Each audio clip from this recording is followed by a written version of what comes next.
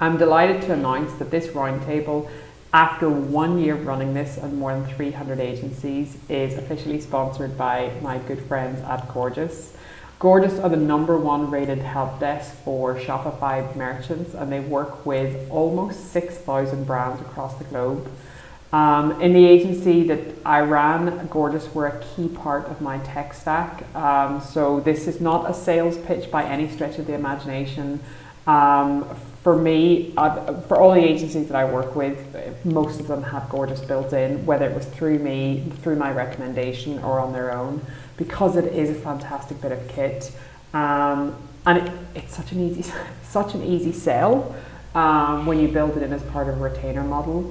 So I'm extremely grateful to be able to go from the agency world and working with Gorgeous very closely, and now in the work that I do with agencies, still having them support me.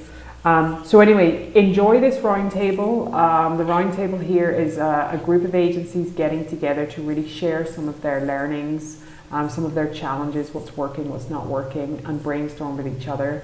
And at the end of this, I'll follow up with a little bit about how I build technologies into my tech stack, and how that's a good way to bring in revenue, commission. I have an agency that brings in about €20,000 on a monthly basis just on commissions from some of the tech stacks they work with.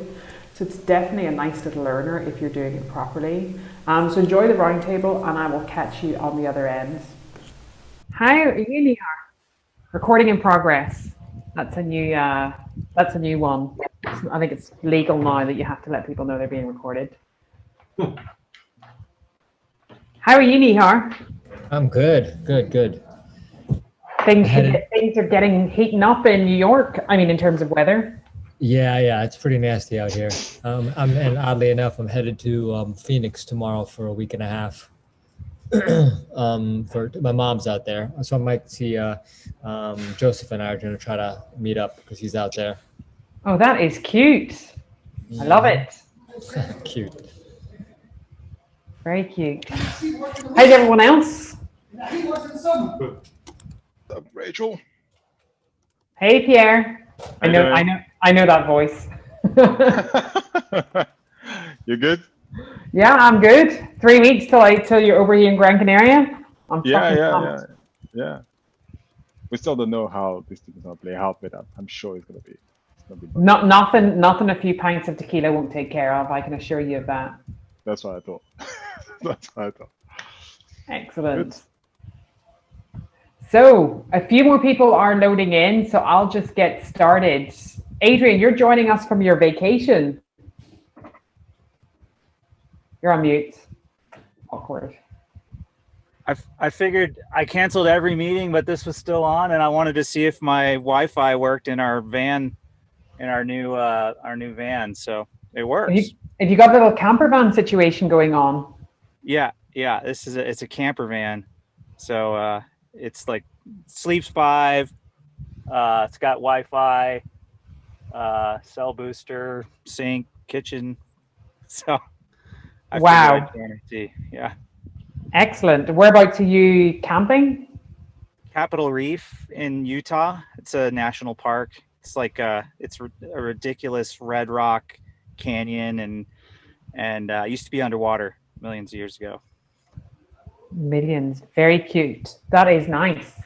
Good to get away. I've got a handful of agencies coming out. Well, handful like 10 or 15, I can't remember, coming here to Gran Canaria at the end of this month. And I'm taking them with, this is a volcanic island, so I'm taking them to the top, the peak of the island, so you can oversee all the there's 7 other islands, and it's stunning. I'm like, we're not going there drunk, because if you fall off, you will die. It is pretty high up. So that's going to be no tequila allowed on that one. But the views are incredible. So good to get outdoors. Fucking love it. I was with a company many years ago. We did a bike launch in Gran Canaria right after the roads were paved. It was a brand new road bike, and it was amazing. The roads were there, and I want to go back and ride my mountain bike. You are more than welcome. Once the restrictions are lifted, obviously, everybody's more than welcome. I'm going to do a meetup here for the industry in September and again in December. The one in September will probably be mostly, I guess, European. It depends on what the restrictions are. I mean, the restrictions between US and Europe are kind of vague right now. I've booked flights to go over next month, so I feel like I could just like kick my way through security. I could get shot, but I feel like I could take it. Or tased. I could take a tase. I feel confident. That's ironic. Is it the first late Labor Day weekend? Because I'm supposed to be in Germany Labor Day week. If everything goes well, if the trade show is still happening, and if we can travel as vaccinated Americans to to Europe, we'll see. Nice. Yeah, I feel like we should just go for it now. Just everybody just start traveling and burst our way through border security. So some new faces here. I will kick things off for those who are new. There's a lot of old favorites. So welcome to this roundtable for the people that are new here. This is really an opportunity for agency owners and people that are working in e-commerce agencies to get together, shoot the shit, share some of their challenges, learn from each other. Bit of inappropriateness, especially for me. A lot of inappropriateness, especially for me. Bit of swearing. So if anybody here is easily offended or precious, I'd say you should leave now because you probably don't want to be on this call. But it's an opportunity just to really learn from each other. For those who don't know, I used to run a Shopify Plus agency myself. One of the leading Plus agencies in London, did that for a few years, scaled it pretty significantly, and have spent the last two and a bit years working with e-commerce agencies and really specializing in that space. There's a few people here in this group that I actually work with currently. So I am very blessed to work with some fucking kick-ass, super smart, equally inappropriate agency owners and fix some of the challenges they're facing. So a lot of the stuff that everybody is dealing with, it's the same everywhere, we're just a bit different. So that's why I wanted to create this group. So is there anybody in the group that feels brave enough to kind of go first and share some of the challenges they're facing? I can bring some of the topics that I was emailed, but it's a bit boring because then I do all the talking. I don't mind. Go for it. I love it. So this is Nihar Kulkarni, Managing Director, Roswell, NYC, of course, based here in New York. We're an agency, about 30 plus, providing creative, tech and growth services for e-commerce e-commerce brands all over, well, mostly in North America right now, but hopefully soon our goal is to go all over the world. Felicia Palozza is also on the call. She's our growth specialist, works with me in business development.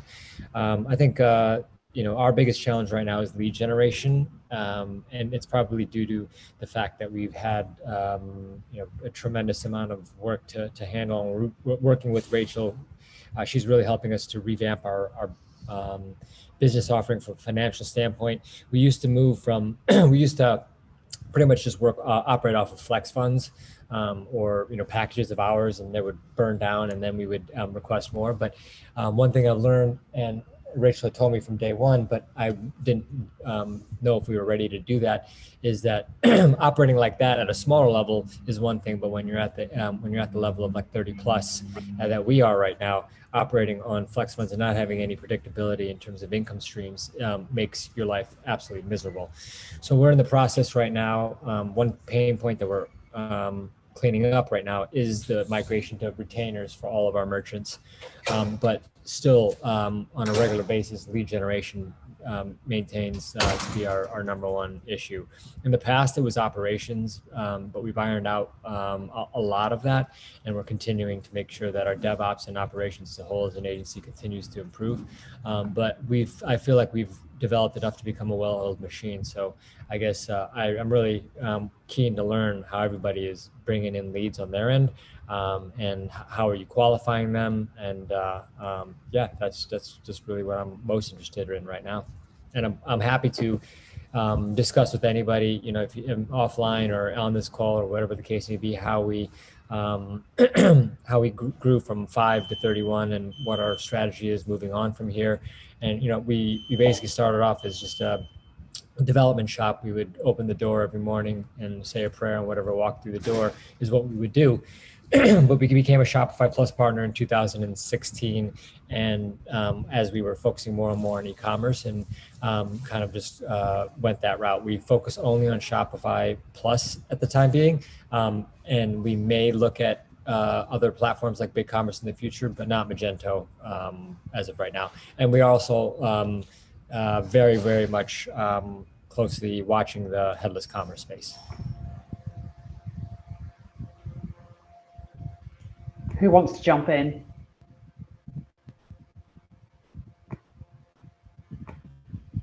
Wow, you're so chatty. I'm going to pull you in, Sean, because I know that you're discussing this right now. The idea of like, there's a few topics in there. Nihar likes to give good value for money on his intros. There's definitely a few topics around lead generation, moving clients, or scaling an agency pretty quickly. Roswell scaled very quickly, doubled in size in a year. And their brands doubled and tripled in size at the same time. But that whole topic of like moving projects from this kind of, moving clients from this sort of like loose booty call type relationship into something a little bit more substantial. I know, Sean, that you're going through that right now as well. I am. And the only reason I didn't jump in is because I missed the first 5 minutes, so I'm not entirely sure what we're talking about here. But yeah, I mean, it's a real problem for me, especially. We are a design and dev shop, and I really like that space, but then I'm struggling with whether or not that's enough. Like, you know, obviously I want to grow my agency and everything else. And at some point you start to wonder, do I need to offer other services in order to grow, or is there a way to grow what I'm currently doing? And then I talk to people like this group here, where they go, no, you just have to do X, Y, and Z, and make it sound so simple. And that's all I got. But again, I don't know what we're actually talking about. So just that conversation, having that conversation with clients, because Nihar, you're going through that right now of taking clients that were used to a sort of, here's a block of hours and you use it whenever you want, to now saying to them, actually, no, that's not going to work anymore. You're going to be on a retainer. Yeah, I mean, I think the biggest game changer for us right now is, moving to the retainer model, and essentially, it just at the scale at the size of 31, you have cash flow becomes a serious question and a serious need to make sure that you have it at all times. So in the past, we would have merchants that would have like 7-8 hours left at the end of end of a month, and they would just sit on it for 2 or 3 weeks, right? And then say, all of a sudden, when they have an epiphany that they want to do something, they'll come back to you and they want you to jump. When they say jump, they expect you to say how high. You can't operate like that. It's okay when you're starting out to a certain degree, because it's harder to leverage a retainer. But we at Roswell are getting to a point where we only want to work with merchants we know we can help and that are truly a partner in that sense, not treating us like a vendor. Because when you move to the retainer space, you have to be very proactive. Right now, we're basically trying to plan all of July, August, and September out for the merchants that are electing to have retainers. And those that are on the old model that don't want to proceed, we're trying to sunset them and let them know, that this is not how we operate anymore. But explain to them why it's of value to them. That's the most important thing. I think that is the misconception with retainers, is that how do you sell it? Is that this is beneficial to the merchant, and if they don't get it, then they're probably not a good fit for you anymore. If you're looking at the retainer model, I mean, essentially, we're letting them know that you have 50 hours a month. In our case, right now, you can roll up to 10% of them, and that's it. Otherwise, you lose them. And we let them know also is that if you approve 50 hours of work in a month period of time, and we only do 35, you don't lose 15. That's on us, of course, because that was our bad. Right. But if we're suggesting things to you and you only approve 35 hours in a month, sorry, you're only going to get able to roll 5, because we've given you, plenty of chances to try and get this. And so it basically puts the leverage back on an even playing field, so where the merchant and the agency can coexist together, rather than feeling like as though you're just kind of at their beck and call. And we've told our other merchants that are, kind of just hesitant on the retainer model, that, well, you need to use your hours but within the next 3 months, and after that, if you don't want to get in the retainer model, we'll probably need to find you another agency. And so, if you're I think I don't know if that was answering the question, but that's basically what I'm going through right now in terms of our transition process at Roswell. And I'd love to hear more about how this has been a success for other agencies out there, and what your pain points are as you've gone through growth processes and growth spikes and whatnot. I can also add a little to that, Sean. I'm also a dev agency. My name is Carol. I own CodeSpace. So we're a web dev agency specifically, and I run into the same problem where the clients ask for, can you do more? Can you do some newsletters? Can you do some creative? Can you do some stuff? So it was very difficult for me to stick to what we were good at, which is web dev. And it's very easy for us to think about what else can we expand to tailor towards our clients. And I did find that adding some UX UI person inside the in-house would actually make a lot of difference, because it does help you package and sell that a little bit better. And Rachel and I have been working closely on doing paid discovery or site audit or whatnot, but it really does look into how much resources you have, how much margins can you be willing to kind of put out there, and the services just has to match. And I think I agree with Nihar, is like, if you're at a point where the client doesn't match, just put it off to somebody else. And I know Tim Keane, he's been a phenomenal partner with me, where he doesn't want to do what he's not good at, and he gave it to me. And if I'm not good at what, hey Tim, I called him out and turn it on. But and I realized the same thing. If you have good partners that know that it's kind of the weak, kind of strengthens your weaknesses, those are good places to combine as well. I hope that kind of helps you, Sean. Oh, that is helpful. Thank you. And I actually just met Tim recently. Hi, Tim. Yeah, we just chatted the other day. We met in the Slack channel. But to give the other side of that, like, I feel like I'm as guilty as everyone, like, basically, and this is actually kind of backs into the thing I wanted to bring to today. Like, it's not that I don't want to do things I'm not good at. I love to do things I'm not good at. I love to do random shit that I shouldn't be doing. But one of those things is I found a developer on Upwork like a year ago. I love him. I love working with him. We've been bringing him on and having him do like site speed optimizations for us and stuff, but we're not a development agency. Like, we're just not. We're a marketing agency, and I am trying to run the company, and then somehow I'm like still kind of project managing this guy, and like it's just like not helpful to us. And Rachel called me out, right? Like, Rachel was like, you got to fucking stop doing this bullshit. And I was like, okay, I have to get rid of this developer. I'm sad about it, because I really like him and I like working with him. I'm addicted to that. We can show results really quickly, but yeah, I'm trying to get everything off my plate that isn't the core part of the business and use. And the nice thing about having like leveraging high quality partners is like with I trust Carol, and they also have like project management resources, and it's another pair of eyes on the account, and it gives like another set of credibility. Like, it's like, okay, I'm going to refer you to this partner. They're super competent. They do all this work all the time. So I'm enjoying doing that versus trying to build like a development arm in-house. But then the second part of this is, if anyone needs a developer, I have a really, really good developer that I don't have enough work for, that I'm about to have to tell that I don't need him anymore. Yeah, I think that's a really good point. I think it's I think as you become more confident as an agency, it's really sticking to what you're really good at and being unapologetic about that. Which means you should charge a premium, of course. You should charge a premium if you're good at what you do. But when it comes to moving, it is a delicate conversation. I know, Nihar, you've spoken to a handful of your clients now, and there's been some clients that have been super receptive and get it, and there's been other clients that have just been like, no thanks, that's not for me. Am I the only person that's getting that weird kind of like alien noise in the background? No, it sounds like an ocean to me. It is not an ocean. I live by the ocean, Felicia, and that is not what an ocean sounds like. That's the definition. White noise. You need to get back to the fucking sea to kind of top up. I can actually maybe pull in Mike, because Mike, I know that you've also. I'm putting in people here that I know that I speak to all the time. I know, Mike, that you've done a good job. Okay, Adam, that's fine. We'll let you off. Mike, you've done a really good job about moving clients over to retainers lately, and those conversations have gone well. Yeah, it's been. Am I the only Mike? There's usually like 3 of us on a call, but I assume you're talking to me.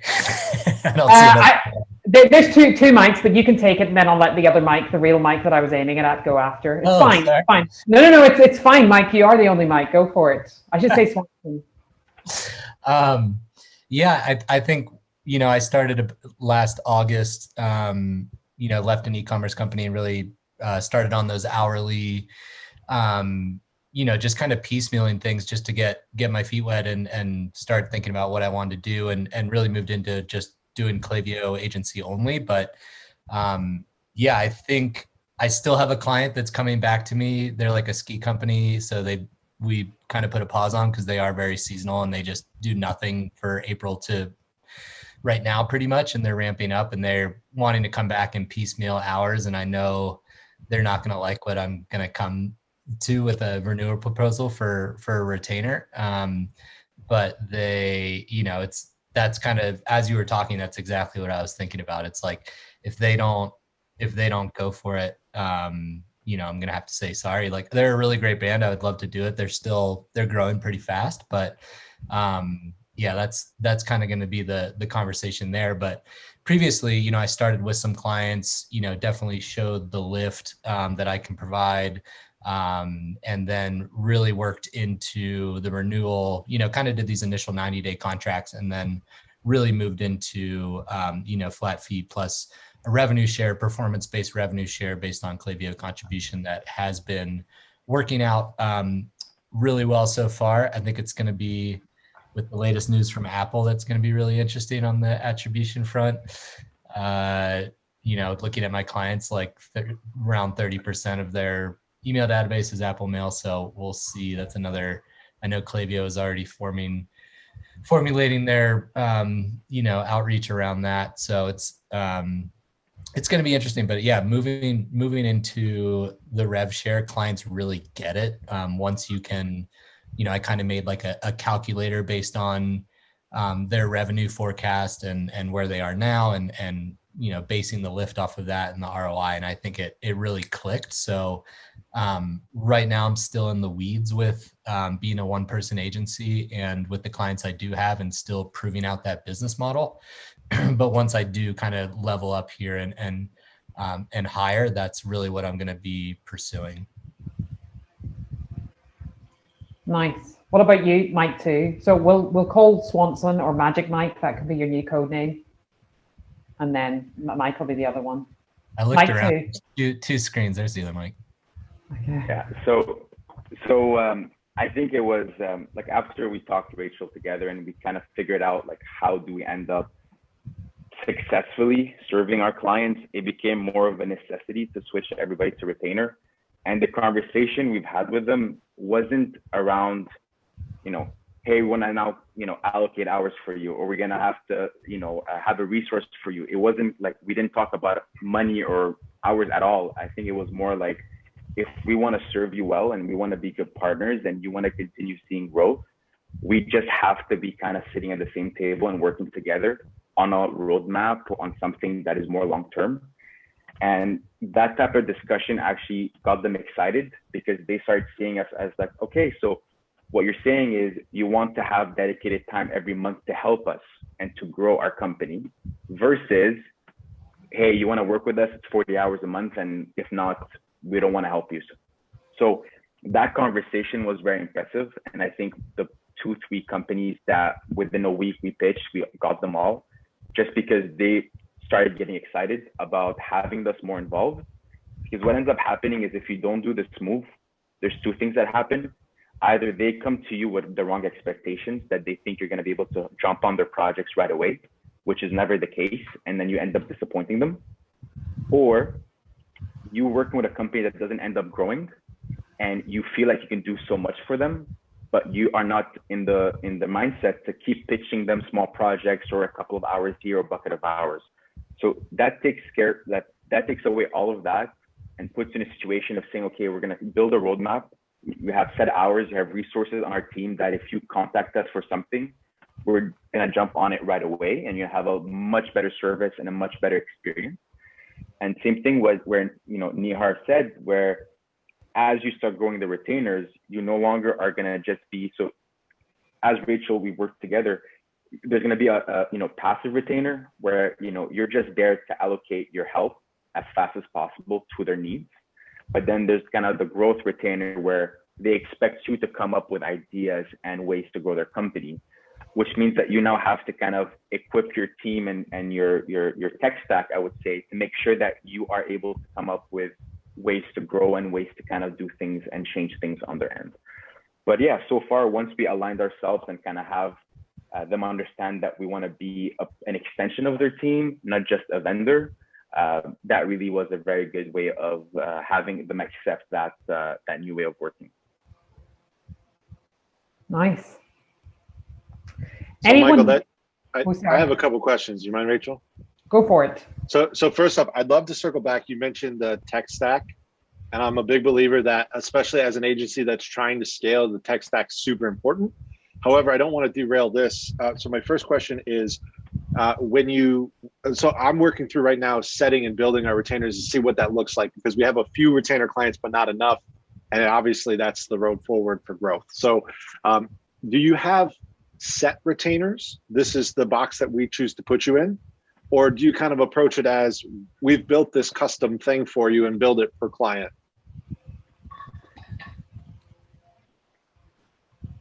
I would say that we try not to be, so you want to have some sort of structure on the retainers. That's what, again, like, it's been going well for us, but it's not as if we have our retainers 100% fixed. So even us, we're like testing, like, what would be the reaction if we pitch this? Or what would be the reaction if we pitch this? But I would say that we're trying to be structured, but at the same time, understand that some clients will have different roadmaps. So some people might need, 200 hours in a quarter, and another time they might need 60 hours. So now we're trying to move away from just, making sure that we can adjust to their needs as they need us, not just log them into 60 hours a month if they don't need it, but at the same time, retain enough hours per month that, like you said, will come in with our, like, you are now having us as a strategic partner, where we're able to actually talk about what to do with your business and have those brainstorming calls and those strategy calls and reporting for you without it affecting how many hours allocated to the retainer. So yeah, we do have some tiers in mind, but they end up tailoring up or down based on what we think the next 3 months will look like for that client. So essentially a set point from which you customize. Yeah, there's always like a set point that you're not going to take lower, you're not going to adjust, just because you want to be able to, make it worth the resources and the time and effort and expertise that you're putting into the project, which then, like Rachel was kind of like coaching us on, which is the expectation of retainer. One of them will have to be like, we're not actively helping you. It's more like we're actively here for you. And the other one would be, we're going to have like scheduled calls and roadmaps and brainstorming sessions to figure out what we're doing for you in 3 months. And then we're going to create a plan for you and execute. But at that point, they're probably going to pay 3 times the passive, let's say, retainer that you offer. Yeah, which is what we're working right now for us, at least. Yeah. I like it. Does anyone else have insights there or experience there? I can make I could jump in just really quickly because I'm new to this thread, like the second meeting. I'm a partner at a digital agency in British Columbia, Canada, just between Whistler and Vancouver, and we're Shopify Plus agency specializing in the outdoor industry.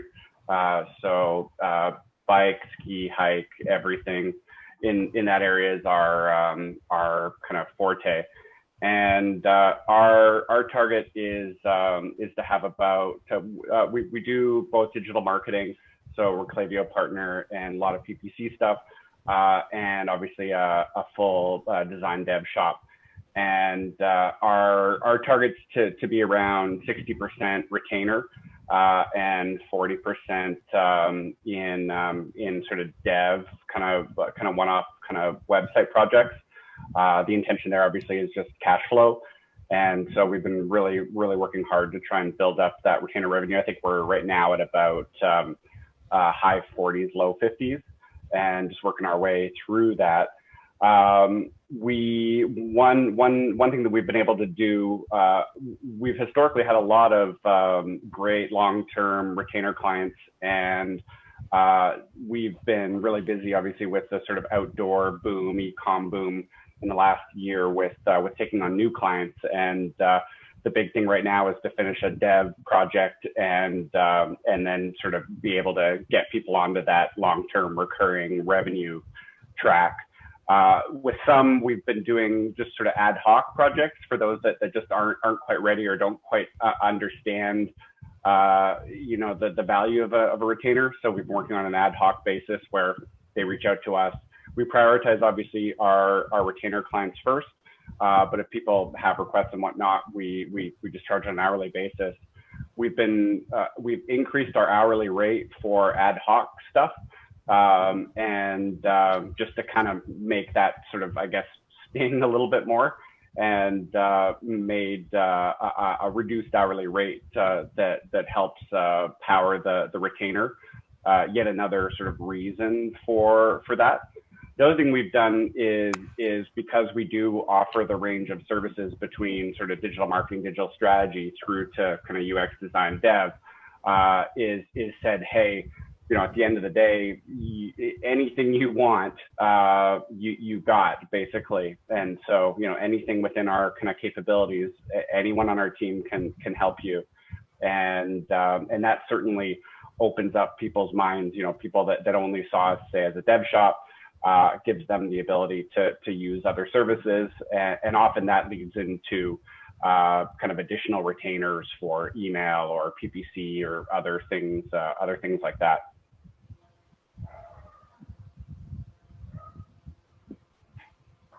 If I may jump in real quick and ask Jeremy a question.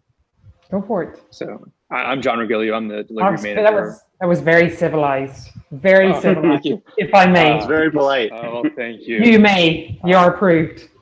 So I'm from IWD Agency. We're an e-com agency down in Baton Rouge, Louisiana.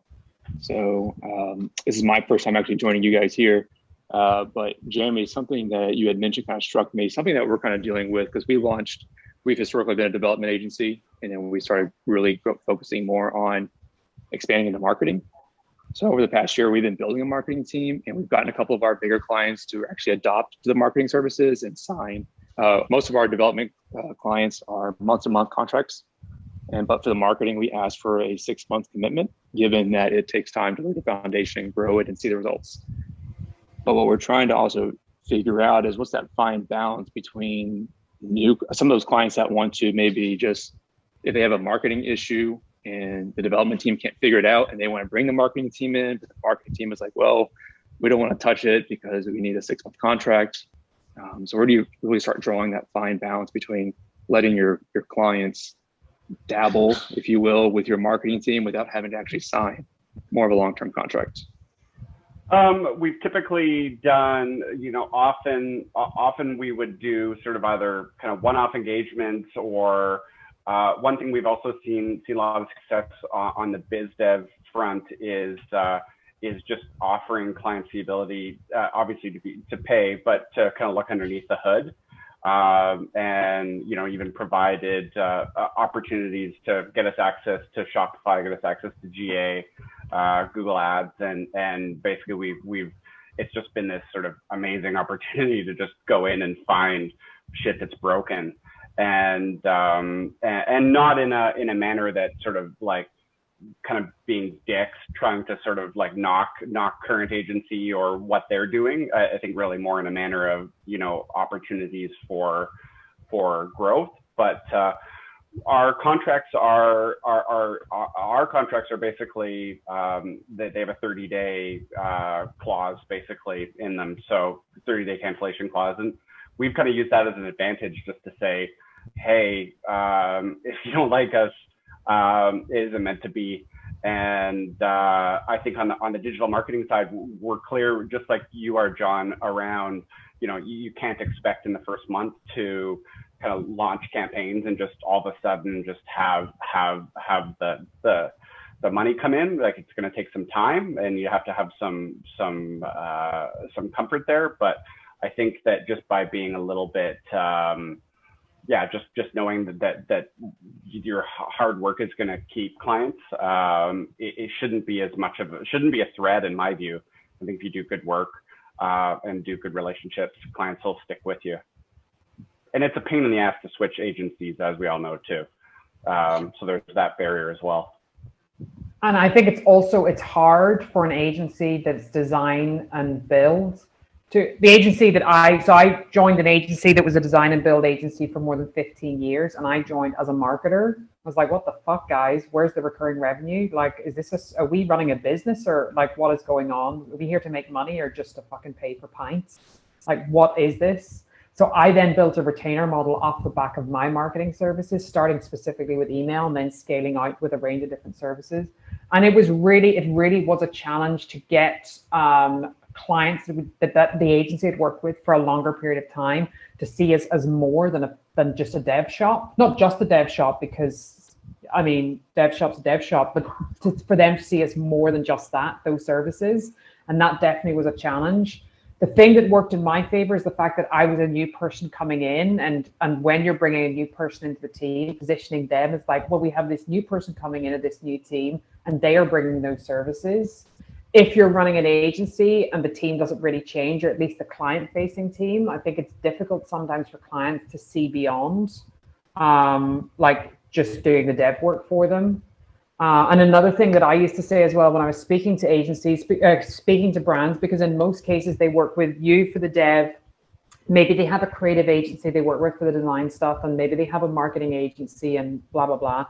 And it's a bit of a shit show. So for me, it was like, well, it's more cost effective for you to bring it in one house. And more importantly, the ROI is greater because you don't have 3 or 4 different teams of people pulling in different directions.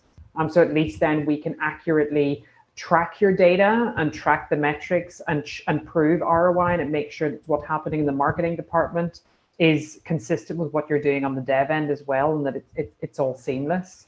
And the data would back that up. And that was the argument I gave them. And I didn't really get much pushback from clients, unless they had like, it was their fucking cousin or their uncle or something, and he was doing the Facebook ads for them. I didn't really get much pushback because as long as you position it in a way that it's in their best interest, like Mike Chamas was saying earlier, that if you communicate it to them in such a way that it's like, we want to dedicate time to growing your business versus I would like you to pay me money every single month, please, which is not very sexy, and that's not really an attractive offer. So that definitely is a challenge for agencies that are looking to expand their services and position themselves outside of what they've been known for. But it's totally doable. It's totally doable. A lot of this stuff, if you listen to what everyone's saying, it's mindset. Like Jeremy was saying, he increased the hourly rate for people that want to do ad hoc, and that's 100% right. That is what you should be doing, because it's the best way to position yourself towards a retainer. It's like, well, we can work with you, but we're going to charge you $250 an hour versus $160 or $150 or whatever it is if you're working with us on an ongoing basis.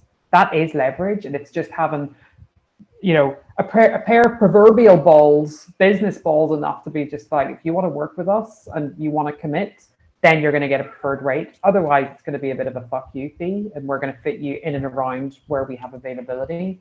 It is what it is. It's harder to raise the bar when it's so low. And I can say I had a call with a client yesterday who spoken like a true prostitute. Yeah, you really want to get your services at a premium so you can say disease free, and then you don't have to worry about healthcare. At least that's been my experience. But we, my now ex-business partner brought in a client, really let them talk us down on price, and I said, I'm not really for bringing this person on, but if you feel like they're a good fit, bring them on. And they've still been with us for like maybe 9 months, but it's constant. Let's get on a call. Let's get on a call. Let's get on a call. Email. What about this? What about this? Their incessant question asking has placed a toll on us, and we had to change account managers with them. My business partner blew up at the client and quit. So, I mean, they've endured some stuff. It was not favorable. And that's just a sucky thing that you have to endure. And I, of course, apologize. It was funny because it was such an easy situation to smooth over the person that blew up, but we were able to fix that. But then they were starting to question this new account manager who has a little bit different style. She's more straightforward. She's maybe more of the Rachel of my team, but more toned down. I'm actually quite shy. I don't know. And the person before her was very, very nice, very accommodating, would take additional time. And so that, they were always asking for these extras. They're asking for a lot of exceptions. And so they had some fair points. We got on the call with them because they said, we don't like this account manager. We know we don't have control over it, but we don't want to work with her anymore. Hopefully you can fix it. And I just said, look, our style is not to just brush stuff off. Like, let's get on a call and let's hash this out. And so I knew it was only going to go so well because I understand their personalities, and there's multiple of them talking at the same time, constant interrupting, where I'm having to like, hey, like I'm having to raise my voice and say, stop, let my account manager that's talking to you talk. That's all we're asking for. And so they, brought up some points about, well, so we can't have an extra 15-minute call. And I said, I told my account manager, if they want to have an extra call, they're going to need to look at upgrading services, because I'm, under the impression of service packages. And I've done a lot of work on that over the past couple months anyway. And I've been pitching people differently, and I'm working on, elevating service levels from people. So in the mix of that right now. And honestly, we just needed to provide more clear deliverables, which is one of the things I think that has been an issue with this client, is they don't know when you say full service. And I'm helping brands grow on Amazon. So there's a lot of stuff that's going on there. When you say full service, they can kind of just keep asking. And they started getting really legalistic about it. So, okay, well, Michael, how many emails can you send out a month? How many lines in an email can you put? And I said, and when it starts getting tit for tat like that, I know it's a perception thing. It's a mindset thing. These people just want to get the most out of what they can. They think of everything is always going to be in their favor. The account manager said something that they didn't like. She apologized. And I told them, the way that you're acting is it makes it seem like you don't trust us, because you're saying, what is your experience with luxury goods? What about this? Well, how does this make sense? And when she's explaining stuff, they're saying, but why would people do this? And it's like, well, we don't have insight into why people always do things. We can look at historical data though and say, people have done this in the past, so let's be prepared for that. And they said, well, we wouldn't trust you if we'd gone through all this stuff, we wouldn't trust you. And I said, I understand that. And I believe that you do trust us. It's how you're acting that makes us think you don't. And he was not willing to concede at all. There was, the talk of legalism. And I said, look,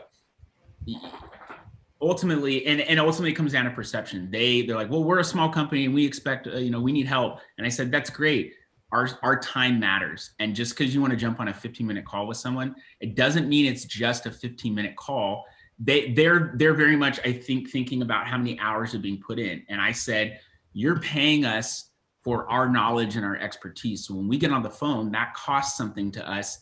And there's not just a 15-minute call. There's work that goes in the front end. There's work that goes in the back end. And so for us to, to try and quantify that for you every time and cater to those needs, it's going to be impossible. And they said, well, we're just asking for an extra 15-minute call once a year. And that was just kind of something they threw out there. What was interesting though, is they showed me their true colors, and they may not end up being a client with us. I'm totally okay with that. I would want the revenue, but we're going to have to downgrade their package significantly because of what they're paying. Long story short, they said, by the way, we had some family members purchase products on Amazon, and part of how we bill is a retainer plus a percentage of gross sales. We don't factor in returns. We'll help you do better returns, but we don't take money out of that. And they said, we need you to, remove those sales from the invoice. And I said, we take a percentage of gross sales, not a percentage of gross sales minus whatever exceptions. That's part of our fee. We're willing to this is part of the process. And I said, we even recommended you don't have friends and family members purchase, because they're not going to be able to leave reviews, because Amazon will strike that from the record, and then your account will get dinged. So there's a lot of things that are playing up there, and they just, ended with, well, we want our account manager to be professional, and we're a startup, so we need you to help us. And I was like, look, guys, here's how it's going to be. This is what you pay. If you want changes in the future, or if we make a change, because they felt like this policy had come down on them, like you can't have an extra call. I would fire them. Like, unless the money that they're bringing in is amazing, I would, because saying no to a bad client is just as good, if not better, especially for your team, as saying yes to the right client. I mean, I know bottom line and blah, blah, blah, whatever. I know that you're absolutely right. And I'm honestly just hoping that we can take on another client or two to offset that, because we've already fired some clients recently who we had a client who would constantly say, just do your job, just do your job. And she didn't know what she was doing.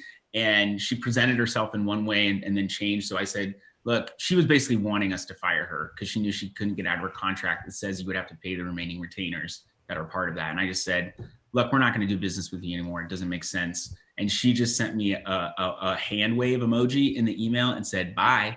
That was it. So, I mean, that was very, very telling. So I think we're going to get to a point where we have to do that with them. Just trying to time it right. But ultimately, it's just their perception. They want everything a certain way. And everything that I've been told and everything that I've seen is if someone wants to talk you out of price and they're not willing to compensate you for your time, even if it's additional, they're not your client.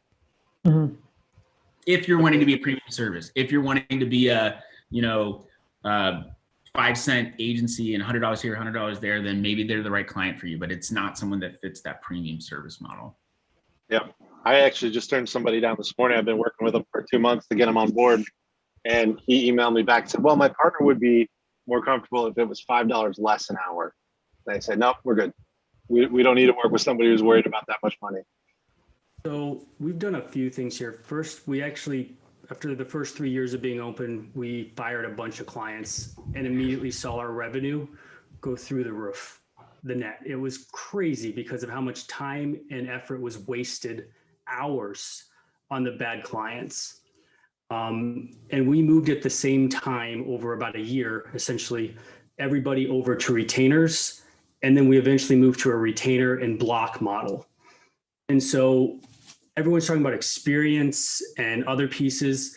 It's all part of an SLA. That's really what it is. And if you put it out and you spell it out like an SLA contract, it's all about clear expectations, aligning up front, buy in or don't, here's the trade. And that's what we all build here is a different SLA, a different trade. Each person here gives people something different. And so one of the ways that we sold that was I can offer you higher quality for a lower cost by being in a retainer agreement. Because if we aren't locked in, what happens is I have to have a surplus in capacity always to deal with ups, downs, lefts, rights. And so what it did is that made sense to them because every business out there has the same problems. And that was how we sold it. And our packages, we go with, there's not pre-packaged. We do have examples, but you build your own. And then we have benefits that you earn at certain pieces. And so if you sign up for, X amount of hours per month for the yearly contract, you get this extra benefit. But if you want to get a block, you actually got to buy like 25% more just to get those same benefits. Because we'd rather have, month over month, but okay, we'll take the money anyways. A couple of other things that we've done to address different things that people said, the SLAs, if people want to move faster than the SLA, you can always do a rush rate. And that really changed how our clients engaged with us.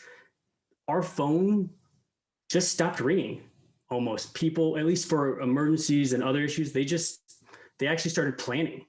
They started thinking out. They didn't want to pay the rush rates. Everything became smooth. The bad clients went away. The revenue went straight through the roof. And we have a 60-day on our contract. If you want to leave, both of us have to give each other 60-day notice. And we've used it both directions. And to be honest, our clients that leave, it's normally because they've grown so much that they've kept us on through like 15 people in-house. Gotta say, it's been an awesome ride. What more can I hope for? So those are just a few ways we've solved these.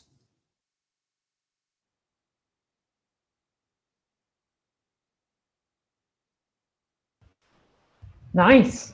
Yeah, Ryan, I absolutely love what you said about culling clients. I am a massive, massive fan of agencies because of agencies culling clients. The reality is the people that started with you at the start are not always going to grow with you. I know, Nihar, you've had a great experience over the last year of clients that have really grown with you. I'll give you a perfect example. I'm sure every agency in this group has a client like this. I worked with an agency and he had his first retainer client. And you could hardly even call it a retainer. It was 120 quid a month, 120 pounds a month retainer. And it was the first client he ever worked with, and he was a freelancer. And he worked with this guy for ages. And the guy was fucking nightmare. He was such a diva. He made Mariah Carey look like a fucking mute. He was just a nightmare of a client. The whole team knew who this guy was. Everybody couldn't stand him. He made things so painful. But it was Tom's first retainer client, and he had this sense of nostalgia with the client. So he kept him around. This client would never spend any more money, and he kept that retainer at an ancient rate. I think it was like, I mean, it really was that old. This is in the UK, so 120 pounds. And I think it was a rate of like 40 or 30 pounds an hour when he was a freelancer, like 5 years previously. So he was paying for 4 hours of like ad hoc support a month. It really wasn't worth the money. His hourly rate had increased significantly, almost to cover that would cover just over 1 hour. And this client was just so painful and made things so difficult and would just send requests. Every single week you would get something from the client, some bullshit. And when we did the audit of the clients, I'm like, that fucker has to go. Like, you have got, like, he is a dead weight. You have got to get rid of him. And Tom really didn't want to because he felt bad. But eventually we fired the clients.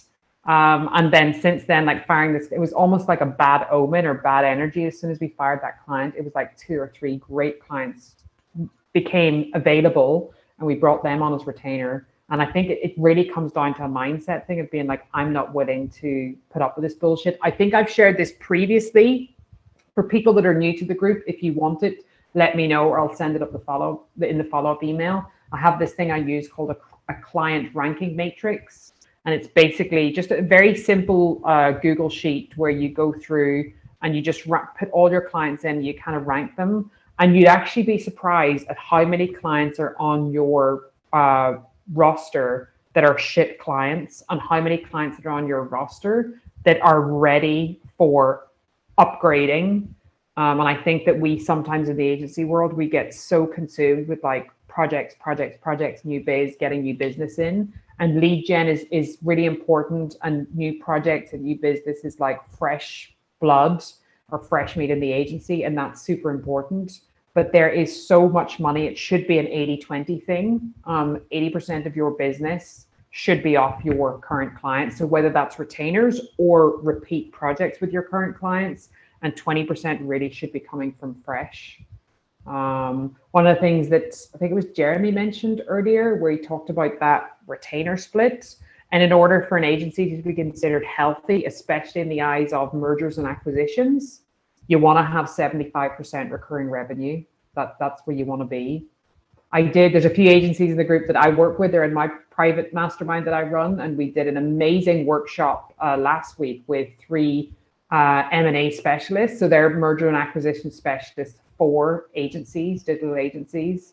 And basically what they said is automate, process, recurring revenue. If you can get those 3 things, if you're thinking about acquisition or doing a merger and acquisition in the next, I think he said like 18 to 24, maybe 36 months, focus on what you can automate, get your process and systems in place, and get your recurring revenue up. You nail those 3 things and you'll add an extra 0 to your exits. It really is that significant. So it's new business is important, and you need to have that funnel working really well. But if you're not taking care of what's going out the back door, you've got no business worrying about what's coming in the front, because you can't fucking retain them. And we're in the e-commerce space. We're in the business of helping our e-commerce brands retain their customers and boost the lifetime value and boost the average order value and boost client retention. I know Nihar at Roswell, they have an amazing retainer model, customer retention service that they offer to clients with a fantastic tech stack. That's what we do in the e-commerce world and working with brands. We do a fucking shit job of doing that at our own agency. It's crazy.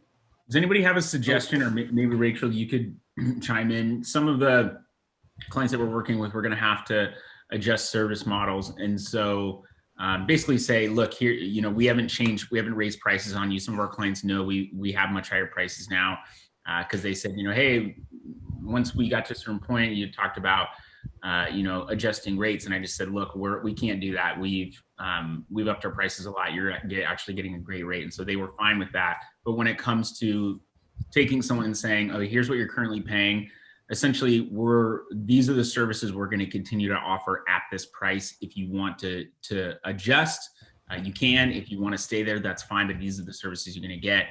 What kind of, are we thinking like, is anyone thinking it's maybe tell them and then it's a 30-day time period that kicks in? Or is it when their contract is up, then you say, in order to renew, it's this? Like, does anyone have a best practice around that? Because I'd love to hear it. So we tell people that everything changes every year, and we come out with new prices every single year like clockwork. And what we do to make it a little nicer for existing clients is we tell them, hey, you get last year's prices for so many months. And we've actually kind of do it based off of bandwidth. Some years it's less, some years more, and we consistently say the same thing to the client. But that way they still feel like they're getting this nice benefit of, oh, I still get last year's pricing. And that helped ease the way, so it wasn't quite a sign or buy. Okay. And one other thing about letting your clients go, what I found is, you know, happier cows make better milk. Happier devs, happier project managers, they do better work. Clients love them, actually. Even the ones that used to not be liked sometimes because they just got off of a crappy call. Our clients actually, that was weirdly where we backfilled it. I was surprised. Our clients at that time, if I remember, almost doubled how many hours they were doing, just simply because the work quality and working with them improved. Okay, what do you do if you're lactose intolerant though? Soy milk. Okay, thanks. I do appreciate that, Ryan. Nihar, you were going to say something, right? Yeah, I think so. Our hourly rate right now is $150 for a 50-hour retainer, $175 for a 20-hour retainer. However, you know, about 5 years ago, we were at about $100 an hour just doing Roswell care blocks. So we moved to the retainer model, and at the end of the end of 2020, having conversations with some of our merchants, and they were like, you want us to go from 100 to 150 an hour? And I had to take a step back and understand that that is kind of a jump. So if you're willing to let them go, by all means, hold your ground and dig your feet in and stick to that rate. But this was a merchant that was willing to do, that did hundreds of thousands of dollars with us in the previous years, and was slated to do, you know, roughly for one of the brands, like 1,200 hours minimum commitment on the year. And so the way they looked at it, because I had to meet with the CFO, was that, you know, a standard increase is what, 5% per year, right? So they were willing to meet us at $120 an hour, which is a $20 increase, which is, you know, what's that, roughly a 20% increase, maybe 12% increase, if I'm not mistaken. So with that in mind, ease them into it. Yeah, exactly. And I told them that this isn't a set in stone for another 5 years. Like, we are going to revisit this in December 2021, and it will go up. You know, and they just basically said, I understand that I can't commit that we're going to be able to agree to 150 an hour, but we understand that it will go up. And so, yeah, basically the short of the long is that you need to ease them in. And then on the flip side of the coin, merchants that are just not worth it, like I forgot who had mentioned getting rid of merchants. I think it was Ryan. Had said that, is that, you know, I'm all for that now. In the past, I was afraid, you know, but when you get to a certain level, you know, it's what we've dubbed at Roswell is like the distraction coefficient. It's like, if you have a merchant that just reaches, like we have one merchant, I'm not going to name who it is, that has had 5 hours in their bank for 6 months. And then they pop their head up every once in a while, like, hey, can you give me an estimate on so-and-so? And we're just telling them, like, I mean, they're not being prioritized because they don't prioritize the partnership with us. And, you know, we let them know, oh, this is going to be 4 hours. Oh, that's too much. And we're just like, this is ridiculous. At this point, where we've told them that you use the hours by the end of August, or it's time to find another agency. And so, but it's difficult though, because you have to be very careful, because these old agreements, if you get a gnarly merchant who really wants to stick it to you, they could go to court and so on and so forth. But if they're going to go to court over 5 hours, I'll just cut them a check. You know what I mean? Like you can have your time back. So you just have to think about it like that. It's diplomacy versus need, if that makes any sense. Yeah, and I think that makes a lot of sense. And also, I agree with Ryan, what you said about, happier cows make happier milk. Mm-hmm. I do think that, like, I don't want my team to be stressed and then that carries over into other clients. Like this one client that I'm talking about, this is the one problem client. The other clients that we have are great. They don't have a problem paying us. They don't have a problem. We set up auto pay a while ago, and it prevents us from having to handle any follow-up on something unless there's like a payment and it can't get processed because there's maybe a limit on the credit card or something like that. And we just say, hey, can you take care of this? And it's not a problem at all. When someone also is like, hey, we don't want you to bill us for this, and we only want to pay, we don't want to do auto pay. And it's like, but it's in your contract. There's all this stuff. It's just ends up being more of a nightmare for everyone. And we intentionally, I tell our clients too, we intentionally don't overload our teams with people that they can't help, so that we can provide a better service and it's more robust to them, because I tell them we are very service focused, because we are. Why would I also keep on a client that's helping to taint the water or sour what's there? And I heard earlier that a lot of something we used to do, which was more hours, lower rate. And I actually ran into challenges with that and explaining it with clients. So we tied our rate not to how many hours you buy, but to your SLA. More features, more services, more X. If you want it, you pay more per hour, less per hour. For example, if you want to be doing phone meetings and you want all these other extras, it's going to cost you more. But if you literally just want a really simple, I just want to be able to put stuff into whatever your project management software and you go do it, it takes a different level of a developer, a different level of communicator. So I found different rates for different number of hours to cause more headaches than it was worth.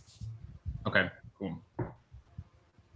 I have to leave, Rachel, but I really enjoyed this discussion, everybody. Please feel free to reach out to me. Absolutely, feel free to reach out to me. Rachel's got all my info. And yeah, I'll tag everybody. I'll tag everybody on LinkedIn so you can all connect. All right, I didn't mean to disturb, but please continue. Thanks, Nihar. Bye, Rachel. One thing I wanted to mention, because it's come up a couple of times, just as a word of warning or a bit of advice where people go wrong when it comes to moving over to retainer. You realize very quickly that your hourly rate is shit, and you know you need to increase your hourly rate, but you also know you need to move people to retainer. That is like a double, like that is a massive double whammy. If you go to a client and say, I would like you to pay more money, and I would like you to pay me on a monthly basis, you're just going to get that. The client's going to be like, fuck you, mate. That sounds like a terrible idea. So you need to pick your battle. If you want to get rid of a client, or expression I like to use, you shake the tree and see what falls out. If a client's sort of on the fence and you're just like, well, fuck it. I mean, let's swing to the fences. If they bounce, then it's totally fine. Then increase the hourly rate and put them on retainer. If it's a client that you don't want to lose, but you want to get them on recurring revenue, you offer to keep them at the hourly rate they're on right now, on the condition they commit to a minimum 3, 6, 12-month contract, whatever that looks like, and promise to hold that rate if they commit. And in most cases, the client will see that as a goodwill gesture and will move over. So it's great leverage. But trying to do both with the wrong clients, you will lose clients. And the reality is, when you move over to that retainer model, you will lose people. But the bottom line is, they're usually fucking shit clients anyway, so it doesn't matter. I did that when we had an agency which didn't have a retainer model at all. And within 3 months, we had over 50K recurring revenue. And a couple of months later, we were at 6 figures. And that was less than 20 clients. So it was a decent chunk of change. And we lost a few, but they were the clients that came back to us, quibbling all of the work we'd done, what we were charging for, wanting to see a breakdown of the hours, which I don't agree with, by the way. I know Magento agencies love to do it, but it's against my religion. I do not believe in giving clients a breakdown of hours. Fuck them. Amen. Yeah, it's dumb. We do. And it's the best thing we ever did, to be honest. Really? We give it to them every single Are you a Magento agency, though? Every invoice, we break it down by the quarter hour. And they have not, I haven't had a single client fight me on a single invoice 5 years. You're a Magento agency. It's Is exactly what I said. Exactly. It's Magento agencies, but it's different. Magento agencies are like a different breed. I mean, we're a Magento agency. We're actually trying to pivot to do the opposite, to do what you're saying, Rachel, is not break it down. Because right now we break it down to the second on every single invoice, and it's so tedious and it doesn't make any sense. But now we're trying to see, like, you know, we'll give you that in a separate report, but your invoice is just going to be, if they want it, but your invoice is going to be you used 100 hours, we're billing you 100 hours. Yeah. Do you guys include that? Did you include that with actually the invoice right there on the same thing? Same email? Yes. Or okay. Yeah, it was the invoice. I mean, some invoices would be like 6 pages long because it's for every single task that was done. We did ours side by side. So you got your invoice, that was one file. You got your report, that was a second file. And what we found is after a month or two of that, no one looked at it anymore because it's a pain to look through. And so they knew that because we did it, they wouldn't question it. And that's where the value ended up being. Yeah. So that's actually funny because I actually just dealt that yesterday because there was a client that wanted the side-by-side and we did it for 6 months. And I just asked them, I said, look, you know, do we still have to do this? And they finally got to the point like, no, just invoice us. And like, we trust you guys. So I think that's what it boils down to is trust. Like when we get into a relationship with someone, I need to know that there's a rapport there. And honestly, I failed to do that in discovery calls, which is why we've sometimes taken on bad clients. And so I've had to change my discovery process, part of my sales process to make sure I'm vetting those people up front. And if there's any thought that they're not going to trust that and they're already talking about, well, could you do this? Anytime anyone talks us out of a price, that client has never worked out. And then when it comes to the trust factor, if they're wanting to talk, I just noticed that if they're wanting to talk about, well, how many hours are you going to spend on this and how many on this, it really ends up being a bad start. And so I do everything I can in the beginning to make sure we start off with a trustworthy relationship. But if that does deteriorate, anyone that does trust us, we've gone through things where they didn't like something we did or they were offended by something, but we worked it out. We said, okay, that's fine. Like we get that we're human. We're going to come work things out with you. And we do. But ultimately, if there's no trust in the beginning of the relationship, it's going to be hard to continue. And I think, Ryan, to your point, if that works for you, then that's awesome. And Magento agencies, that's pretty much the way Magento agencies run. And I get that because you are working pretty much on a time and materials model. I totally understand that and understand why you do it. I think generally speaking, I am not a fan of giving clients all of that stuff because all it takes is one fucking asshole to like pick holes in that. And it just makes it such a pain in the ass. If you can automate that system where you're putting those reports and it's done in a nice way that's, you know, it's not complicated, then fine.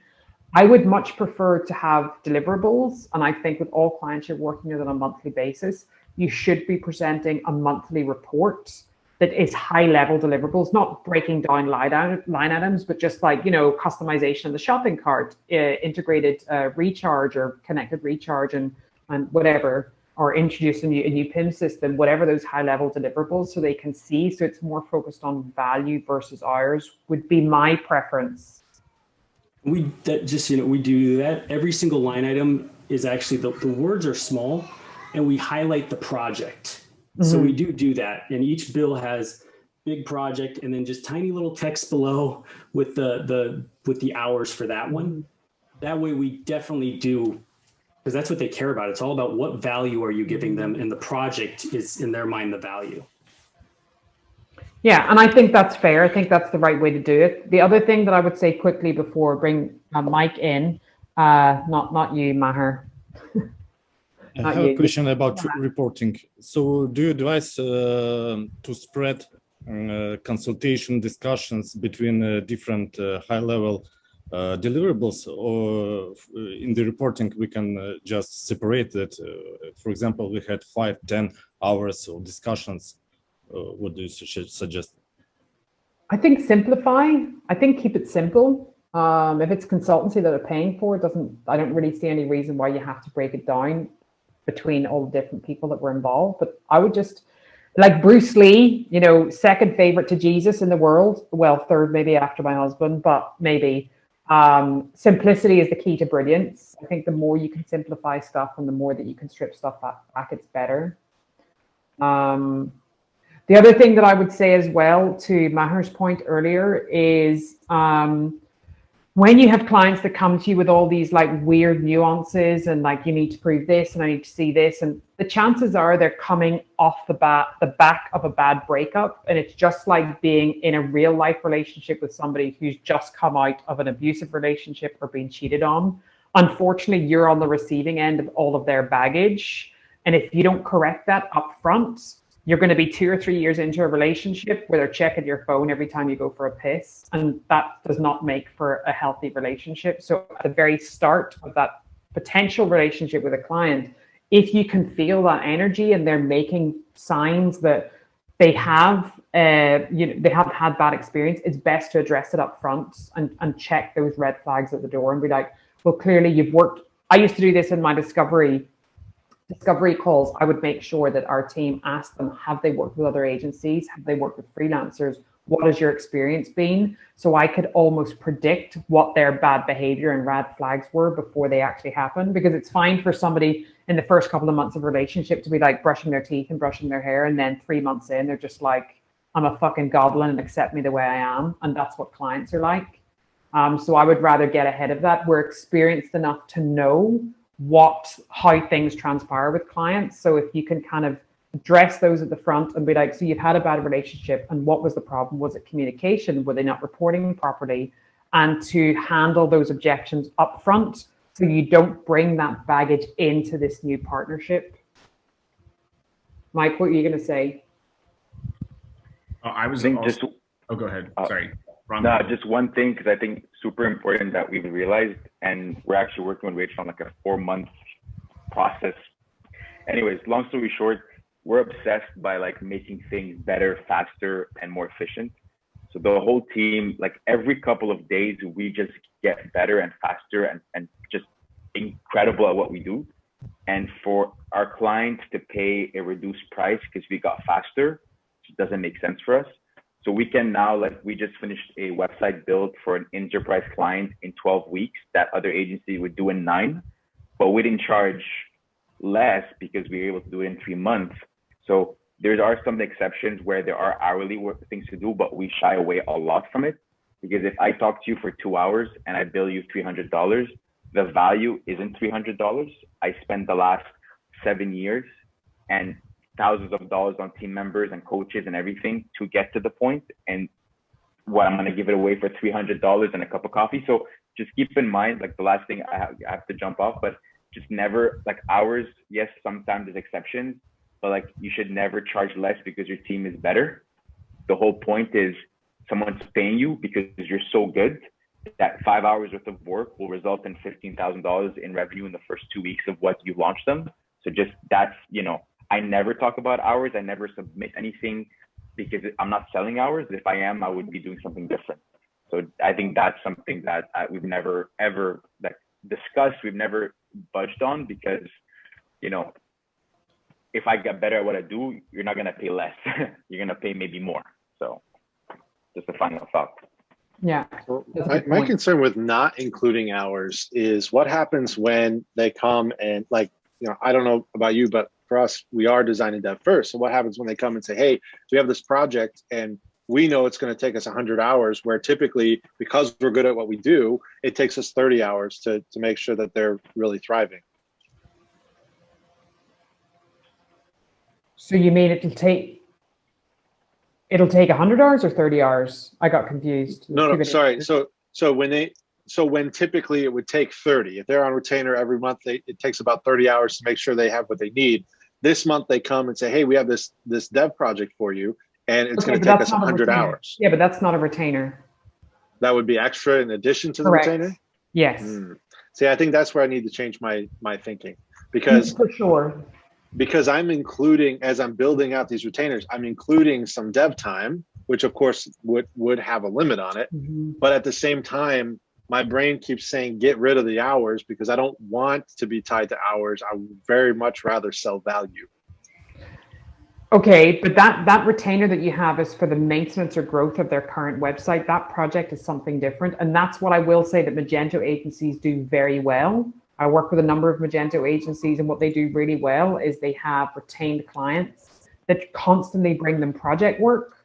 And those clients could maybe on a 5K retainer, but they're making 20K from those clients a month. So it's encouraging clients to be like, okay, well, we're going to stick to this scope of work for the retainer, and you've got an extra piece of work here, which is way out. I mean, that's like more than 3 months ahead. It doesn't make any sense. So let's just separate that out, and it's a project. And in most cases, you'll have an account manager handling the retainer, and then you'll have the project manager taking into the project team like a normal project. So they have 2 points of contact for 2 different things. And that is probably the cleanest way to do it. I do work with an agency, and I'm seeing this increasingly, an agency called Blend Commerce. Super interesting, because we flipped to a retainer first model with those guys, and they do builds, but they do builds under a retainer model. But it's interesting the way that they price it out. So it is possible, but I think the cleanest way to do it is if a client comes to you with an extra project or a chunkier, meatier bit of work, you just charge that separately. That's a separate thing. And those clients are amazing. Those kind of clients that come to you with those projects while I'm retaining, they're the best. So you want to encourage that. Yep, I like it. I think that makes sense. Are we all ready to fuck shit up with retainers? Are we all cured? Yes, that was the best thing I ever did, was do retainers. Yeah. The more you say them, and the more you just even say the price out loud, if it's higher, like you start to get more comfortable with it. So the first time I said $4,500 a month plus 5% or something, I was nervous, but now it's just part of it. And if they say no, they say no. Exactly. Yeah. It's a process, and it takes time. It does come down to confidence. I actually built my business as it is now, building retainers for agencies. That was the core of what I've done. So I've built hundreds of retainers over the last few years, and there's a bit of an art to it, and a lot of it is confidence, some of it is flex, and I think it's just being very clear and putting boundaries around clients. And when you put those boundaries in place, that, I mean, my preference would be anything less than like a small package, a 20-hour package a month. They're not getting anything proactive. They're just getting support and maintenance, and that's all they get for that. Maybe in some cases, for some agencies, it makes sense for that number to be a wee bit higher. In some cases, it makes sense for it to be a wee bit lower, but 20 hours is about right. And anything from like 40 up would be growth. And it just gives you leverage when you're selling in those retainers to be able to qualify clients and what their requirements are and how they kind of move up through the funnel, because the goal is to get somebody in the smaller package and then make enough of a use case, put enough future work in the bank to move them up and increase them, because you want to be hitting 100K a month recurring revenue on 10 clients, not 100 clients, because the amount of team that goes in to service those amount of clients is just, the profitability is just very low. So it's just creating a nice journey and a nice experience for the client. You don't want to bang them straight into a 10K retainer because they're like, holy fuck, that's a lot of money. I may as well just hire a team. But you start small, prove your worth, and then increase. And whether start small means putting them on a quarterly retainer, that they have a bucket of hours to use over the space of a quarter, that's also fine. And then once there's opportunity then to move them to a monthly and then slowly increase them.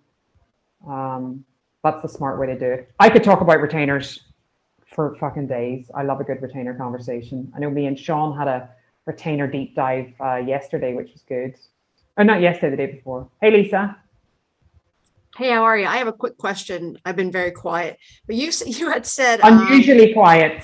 Usually quiet. You had said don't do bigger projects as part of retainer, but then how do you say 40 hours and up is a growth if really in 40 hours a month you're only doing, minor sort of little things? Like a bigger project would be for growth, right? Which would not be included in a growth retainer at 40 plus hours a month.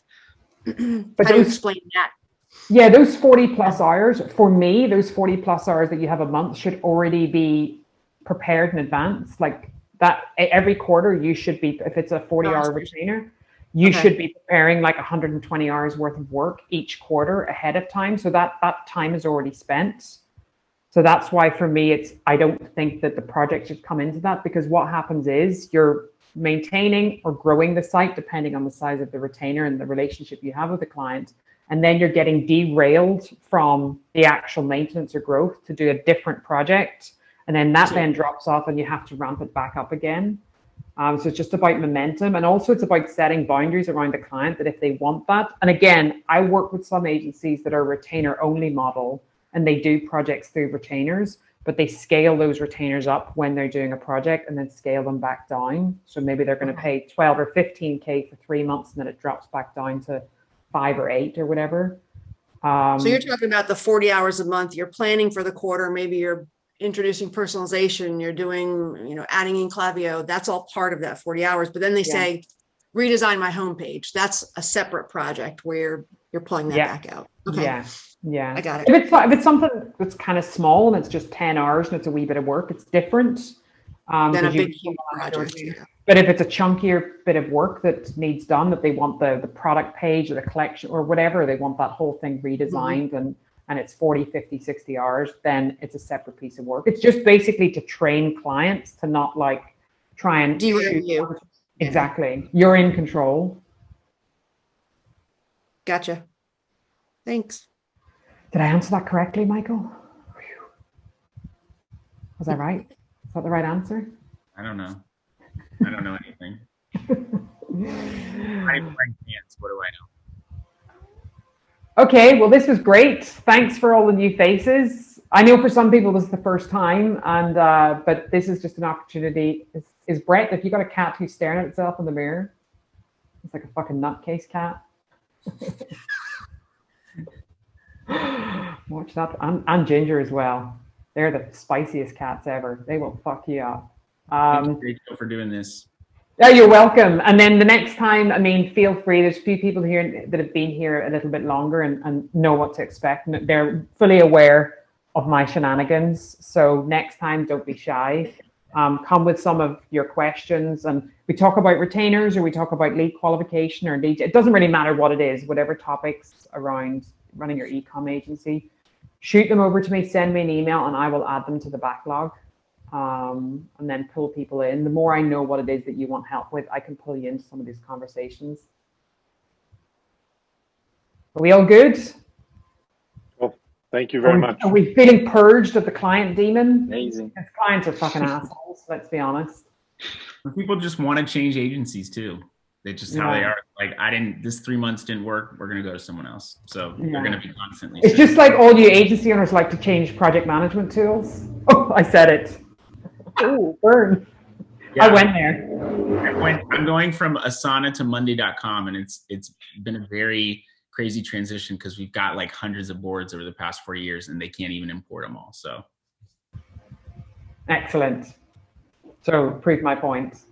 You agency owners and your tool envy is unbelievable. The amount of agencies I work with, like, oh, where's that tool Google sheet with all the tools that everyone's using on? For fuck's sake, guys, just stay in your lane. It's just focus on what you're using and make it better. Don't change to a different tool. It's not necessary. Yeah, but how do we know if we're using the best one? That's actually a disease. That answer is a disease. I hope there's never a cure. I'm sure you don't. All right, I'll let everybody go. Thanks for staying over. Anything you need, any questions, drop me an email. Happy to share. Sounds good. Thanks. Thanks, Rachel. Bye, everyone. Take it easy. Thanks, Rach. Bye. Thank you.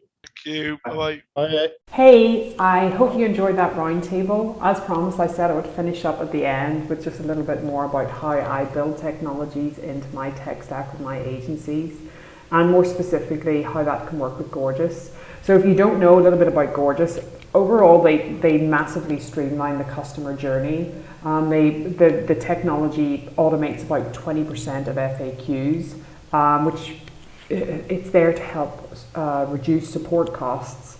And all of that stuff combined is a fantastic way, a proven way to increase customer loyalty. If you know anything about what's going on in the industry right now, loyalty and retention is one of the hot topics in e-commerce. So anything that is built around that topic of retention and retention marketing, which you've probably heard a lot about, In my experience, perfect example, we had a brand that we worked with that were very busy brand. They grew, Instagram brand, grew very, very busy, and we worked directly with the e-com manager. And I could never get stuff through to her. I was constantly chasing her all the time, just constantly chasing her. And I would take her out for lunches and dinners and drinks, and I'm like, what's going on, Zoe? I'm constantly sending these messages and never hear back. And she said, I am balls deep in support, dealing with customer support and dealing with like returns and inquiries and blah, blah, blah. And I was just like, oh, okay, let me figure out a solution that's going to work. So then I found out about Gorgeous, and I introduced Gorgeous, the technology, into that brand. And it was a game changer for me, building retainers around the clients. It was a game changer because I was able to push things through with this e-com manager so much easier and quicker. And after that, a bit of a light bulb went off, and I was like, okay, this is going to be a key part of my tech stack for the clients that we're working with. And I put that when clients moved from projects into retainers, I recommended that. Very few of them said no, to be honest. It was a really easy sell. It's not really a sell, it's a recommendation.